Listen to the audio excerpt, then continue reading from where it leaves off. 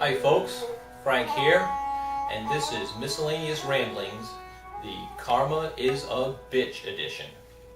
I like to call karma America's favorite dogma, because it is the religious dogma that you hear the most in daily conversations. People seem to use it off the cuff as meaning a sort of cosmic retribution that will take place to anybody who does anything wrong. But as we'll see in the Hindu religion, it is actually the cruelest dogma that exists of any of the major world religions. Now in Hinduism, reincarnation is what you're trying to escape. You have an endless series of births. You just go on and on, dying and coming back to earth, dying and coming back to earth. Now the reason that you're trapped in this cycle is because in your lives you accumulate karma. What is karma? Think of karma as cause and effect. Whenever you do something, whenever you perform an action, your soul accumulates karma as a result. It doesn't matter if it's a good action or a bad action. All action necessitates your soul taking on karma. And as long as your soul has karma, you will be trapped in an endless series of rebirths. You'll be reincarnated forever. Now, the conquest of karma involves calculated action and measured response. Calculated action means that you don't want to react too negatively or positively to any event, because all action carries karma. So the less strongly you can react to any event, or the more calculated your response to any event, the less karma you'll accumulate. Now, it may take many lives, but if you maintain this calculated response to every action, you'll decrease the amount of karma that you have. Now, when your karma gets low enough, you'll be accepted into the Godhead. You will become one with God and part of the cosmic reality. And this is the goal, to decrease your karma to such an extent that it no longer has any effect upon your soul and you're free to join the Godhead. Now, how does this relate to society? In the Hindu religion, social laws are known as the dharma, and your karma informs your social reality. This is through the caste system. All of society is divided up into certain castes. All Hindu society is divided up into certain castes. Now there are the high caste people. The high caste people are known as the twice born, and they can participate fully in the Vedic religion, the ancient religion of Hinduism. Now they were able to hear the Vedic literature read to them. They have specific rites that they perform, and they are closer to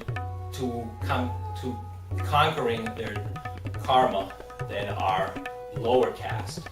Now, the high caste Hindus consist of the Brahmin, who are the priestly caste, the Kshatriya, who are the warriors, political caste, and the Vaishya.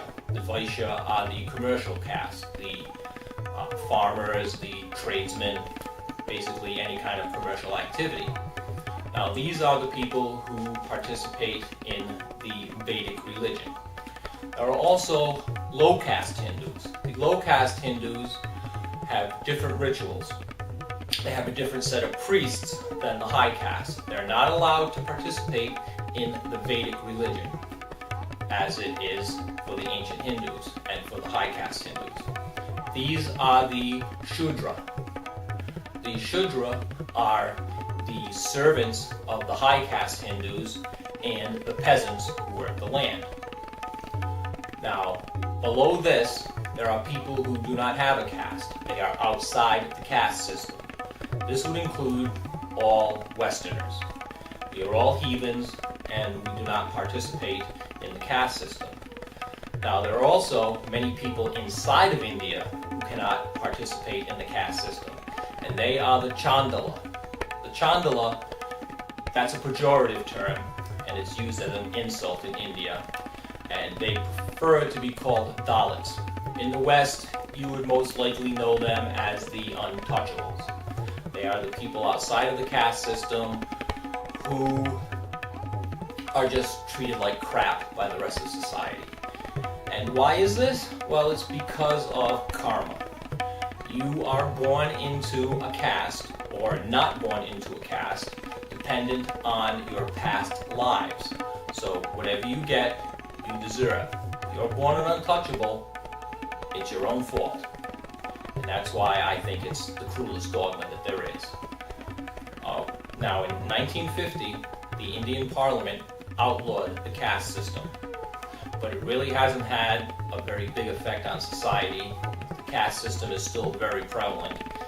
Less prevalent in the urban areas than it is in the rural areas. But in the rural areas, there are upwards of 180 million people who are untouchables / Dalits, and who just are treated horribly by the society.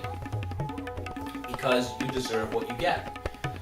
If you're abused as a child, you're born into poverty, you have a deformity, well, these are all a result of your karma. You deserve everything you get. That's why I believe that this is such a cruel doctrine. There's no escaping it. Once you're born into it, you deserve everything you get. As an example of this, the tsunami in 2004 hit the Indian state of Tamil Nadu the worst, and the officials in the province discriminated against the Dalits in the area, and they didn't get the aid that the other castes got. It's just rampant, the discrimination. There are lots of lynchings of Dalits, gang rapes, police and officials offer them no help. There's a de facto apartheid in India, where the Dalits are segregated and discriminated against.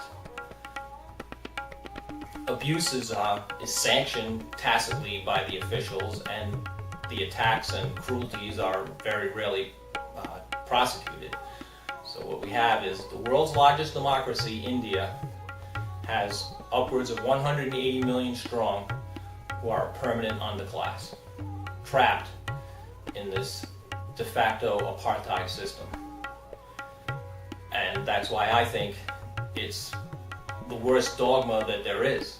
It's much worse than the dogma of original sin that the Christians believe in, or I think it's even worse than Sharia law as imposed by the Islamics. So just wanted to bring that to your attention, that this is an ongoing problem in India, probably the worst human rights abuse going on such a mass level in the world today.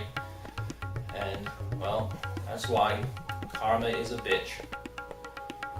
That's really all I have to say today. Thanks for watching. I'll see you next time. Frank out.